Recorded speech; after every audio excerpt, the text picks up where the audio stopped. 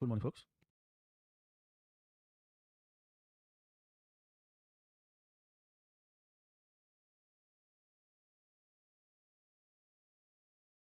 All right. So this is Wednesday, July 23rd. I think I prefer to go live. Maybe every Wednesday, I make the effort to go live on Wednesdays. See what price action pans out. Things like Wednesdays, Tuesday and Wednesday, maybe Thursday is probably the best day to trade, especially during New York Open or during New York Open or long session. So this is where we are right now. I went long on the key level, which was, I believe, was the mean threshold of July 20. No, let me check. Yeah, I think it was for the previous 3 days. So that's it's kind of like which in the middle. Yep, that is July 17. So if you look on the daily chart, let me click on the daily chart real quick.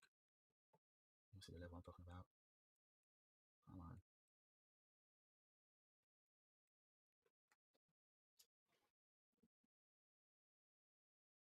okay, 23 165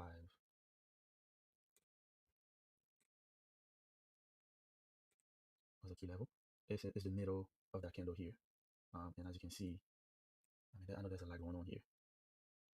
As you can see, price tried to reach there, price tried to make another attempt, then went lower down here again multiple times yesterday, and then now it's reaching that point again. When it comes to scalping and trading, most of the time, especially if price has been trying to press higher and fail to go higher, and then you have this level where you keep touching it, more than likely what would happen, it will bounce on here, go back up maybe half of here, as you can see, and then keep going lower. I'm anticipating for price to go lower, but we'll wait until after 10 a.m. and we can see. But in the meantime, I was able to grab a nice little chunk here, right? So I was able, with 5 micros, I was able to make $129. Hey, you can say it's not a lot. Target filled. Money's money. The thing is, you need to start focusing on the process rather than, oh, how much money did you make?